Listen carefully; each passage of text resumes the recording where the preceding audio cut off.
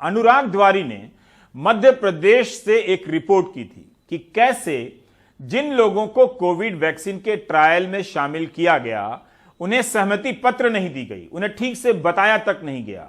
कईयों को यह साफ जानकारी तक नहीं थी कि वे ट्रायल का इंजेक्शन ले रहे हैं। अनुराग की इस रिपोर्ट के संदर्भ में दीपक मरावी की मौत की कहानी भी अहम हो जाती है। हम नहीं कहते और कह भी नहीं सकते कि दीपक की मौत टीका से हुई या किसी और वजह से। अगर वो वैक्सीन के ट्रायल में शामिल था और उसकी मौत किसी दूसरे कारण से भी हुई तो भी दीपक को क्यों नहीं बताया गया उसके परिवार को? क्या इसलिए कि दीपक दिहाड़ी मजदूर था? क्या ऐसा किसी पढ़े लिखे या नेता के साथ हो सकता था? आखिर दीपक के परिवार को जानने का हक है या नहीं कि हुआ क्या? दीपक मरावी मजदूरी करते थे और भोपाल के टीला जमालपुरा के किराए के इसी एक कमरे में 3 बच्चों के साथ रहते थे। दीपक ने कोरोना वैक्सीन ट्रायल में हिस्सा लिया था। पहले डोज के बाद ही तबीयत खराब हो गई और अस्पताल पहुंचने से पहले दीपक की मौत हो गई। दीपक को टीका लगा था या प्लेसेबो हम नहीं बता सकते। 12 दिसंबर से 21 दिसंबर के बीच दीपक के साथ क्या क्या हुआ हमारे लिए बताना मुश्किल है। पत्नी अब दूसरों से खाना मांगकर बच्चों का पेट भर रही हैं। इंजेक्शन लगवा के आए, उसके बाद में वो मतलब 3-4 दिन तक कुछ नहीं, 7 दिन तक वो ठीक ठाक थे, मतलब खाना पीना खा रहे थे। इसके बाद में उन्हें चक्कर आने लगे बहुत तेज़ी से। तो मैंने कहा ठीक है, आप से चलते नहीं बन रहा, आप आराम करो। फिर वो कहने लगे ठीक है मैं आराम ही करूँगा। खाना खा रहे थे, थोड़ा थोड़ा खा रहे थे। इसके बाद में उल्टियाँ होने लगी तो उसमें झाग निकल रहा था सर। तो मैंने कहा कि डॉक्टर के पास चलो। वो अपनी जिद में रहे कि मैं कहीं नहीं जाऊँगा, मुझे आराम करने दो, मुझसे चलते नहीं बन रहा। क्या पहले से बीमार थे क्या? कुछ बीमारी नहीं थी सर उन्हें। तो आपको क्या लगता है कि वो वैक्सीन से मरे? कहीं से मुझे कोई मदद नहीं मिली है, कोई भी नहीं आए। पीठे पे ये काम करते थे तो पीठे ही वालों ने बताए होंगे, वहीं से गए। और मेरे को मतलब सुनाई में आया था तो मैंने कहा ये वैक्सीन मत लगाना, ये खतरे वाला काम है। तो आप लोगों ने उस टाइम डॉक्टर को बोलते डॉक्टर सर हमारे पास उनका नंबर नहीं था, नहीं तो हम करोड़ हॉस्पिटल फार्म देते हैं वो भी नहीं दिया था आप लोगों को? मेरे पास कुछ प्रूफ नहीं है सर। जैसा कि पत्नी ने बताया, दीपक ने भी तबीयत खराब होने पर डॉक्टर के पास जाने में देरी की, लेकिन जिस व्यक्ति को टीका दिया गया हो उसकी तबीयत पर नजर रखने का काम किसका था? क्या दीपक जैसे कम पढ़े लिखे लोगों को भी किसी वैक्सीन का टीका लगाने के बाद उनके हाल पर छोड़ा जा सकता है? इस दौरान वैक्सीन लगाने के बाद उनकी पूछताछ तो की गई होगी, लेकिन इसका डिटेल हासिल करना मुश्किल हो रहा है क्योंकि कंपनी को हम 3 बार लिख चुके हैं और जवाब नहीं आया है। पत्नी के पास प्रेस ही एक जरिया है, वो अपने सवाल का जवाब कंपनी और सरकार से मांग सके। ये दीपक की पोस्टमार्टम रिपोर्ट है। पुलिस ने परिवार वालों को नहीं दी, लेकिन जब अर्जी लगाने पर अस्पताल को दे दी। पोस्टमार्टम रिपोर्ट के अनुसार संदेहास्पद पॉइजनिंग की बात कही गई है। पॉइजनिंग कैसे हुई, किस स्टेज पर हुई और इसकी जानकारी न इसमें है और न हमारे पास जवाब है। परिवार और पड़ोसियों ने इसे ऐसे समझा, दीपक तो बिल्कुल ठीक था, कोई परेशानी नहीं थी, तो वो जहर क्यों खाएगा? यहाँ बढ़िया रहते थे, मैंने बीमारी का नहीं सुना और ना वो बीमार हुआ, ना वो परेशान थे, ना कुछ थे, अच्छा खासा काम कर रहे थे। और उन्होंने ज़रूर, एक उनके दोस्त थे शायद, उन्होंने बताया था वो वैक्सीन लगवाने जा रहे हैं। वो वैक्सीन लगी है, उसके बाद उनका ये हो गया, वो बीमार हुए और उनका देहांत हो गया। हम जानते हैं पड़ोसी का जवाब पर्याप्त नहीं हो सकता, इसलिए इस संदेहास्पद पॉइजनिंग को समझने के लिए मेडिको लीगल विभाग की डॉक्टर गीता रानी गुप्ता के पास गए, लेकिन वहां उन्होंने कैमरे पर बात करने से मना कर दिया। अब ये एक अलग मामला है। 257 पन्नों का दस्तावेज है। इसमें पेज नंबर 57 पर लिखा गया है एक डॉक्टर के जरिए कि ये संदिग्ध खुदकुशी का मामला हो सकता है। हमने आपको पहले ही बताया था कि पोस्टमार्टम की रिपोर्ट परिवार को न देकर अस्पताल को दी गई।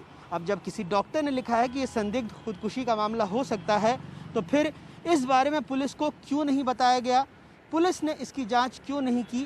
क्या सिर्फ इसलिए क्योंकि दीपक एक दिहाड़ी मजदूर था? अभी तो हम लोग को जस्ट पोस्टमार्टम रिपोर्ट प्राप्त हुई, विसरा की रिपोर्ट प्राप्त होगी, उसके बाद जो है ओनली हम बता पाएंगे कि एक्चुअली क्या हुआ है क्या, क्योंकि फैमिली के बारे में वो सब जानकारियाँ लेना हम लोगों ने प्रारंभ कर दिया है कि उनकी मतलब क्या समस्याएं थी, क्या था जीवन में, और बाकी विसरा की रिपोर्ट आएगी। सारी चीज़ों को जो हम एक साथ कलेक्टिवली देखेंगे then only will be able to tell कि एक्चुअली क्या हुआ है।